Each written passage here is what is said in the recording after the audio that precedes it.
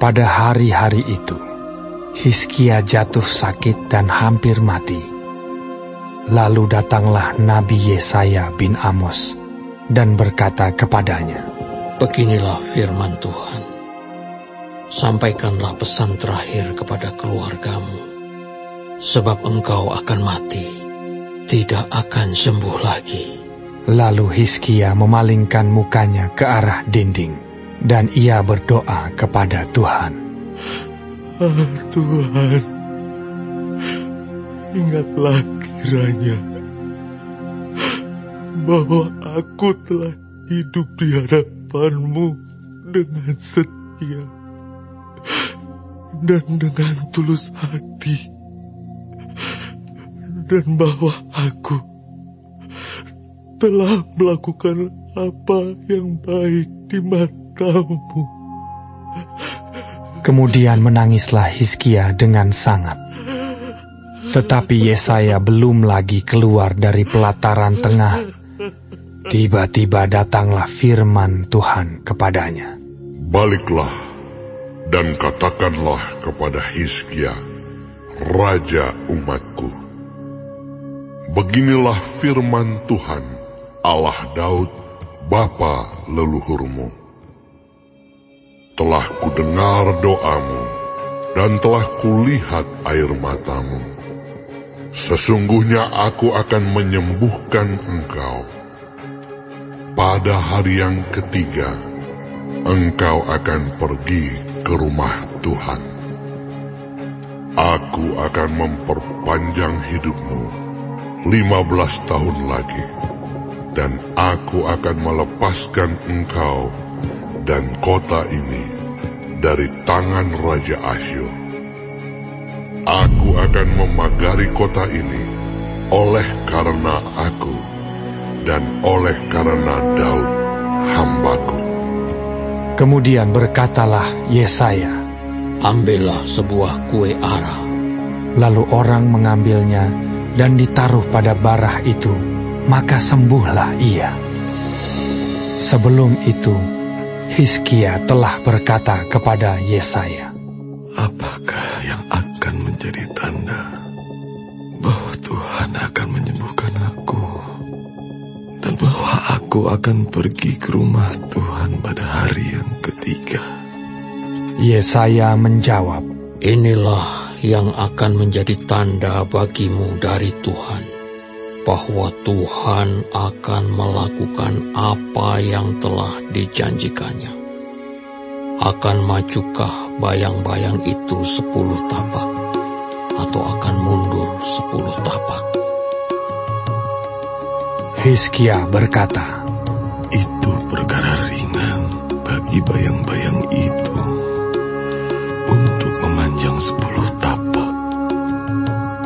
Sebaliknya, biarlah bayang-bayang itu mundur ke belakang 10 tapak." Lalu berserulah Nabi Yesaya kepada Tuhan. Maka dibuatnyalah bayang-bayang itu mundur ke belakang 10 tapak. Yang sudah dijalani bayang-bayang itu pada penunjuk matahari buatan Ahaz.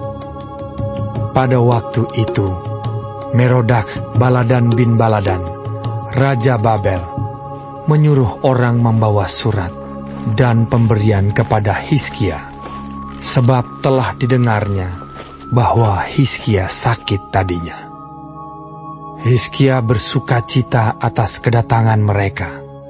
Lalu diperlihatkannyalah kepada mereka segenap gedung harta bendanya, emas dan perak, rempah-rempah dan minyak yang berharga, gedung persenjataannya, dan segala yang terdapat dalam perbendaharaannya. Tidak ada barang yang tidak diperlihatkan Hizkia kepada mereka di istananya dan di seluruh daerah kekuasaannya.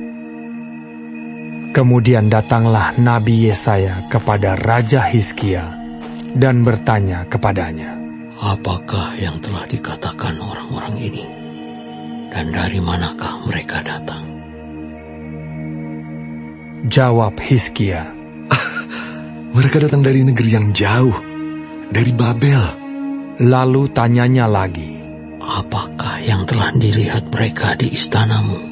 jawab Hizkia, Semua yang ada di istanaku telah mereka lihat. Tidak ada barang yang tidak kuperlihatkan kepada mereka di perbendaharaanku. Lalu Yesaya berkata kepada Hizkia, Dengarkanlah firman Tuhan.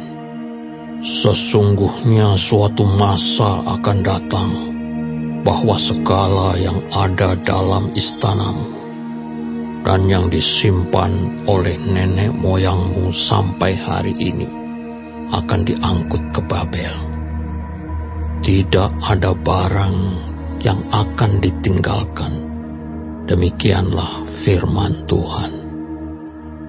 Dan dari keturunanmu yang akan kau peroleh, akan diambil orang untuk menjadi sida-sida di istana Raja Babel.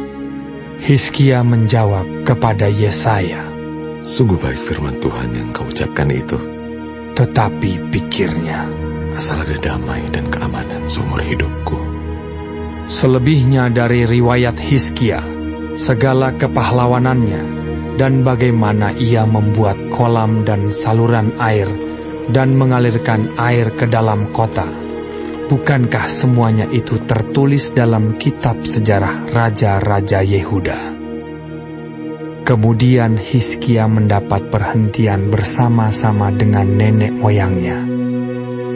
Maka Manasye, anaknya, menjadi raja menggantikan dia.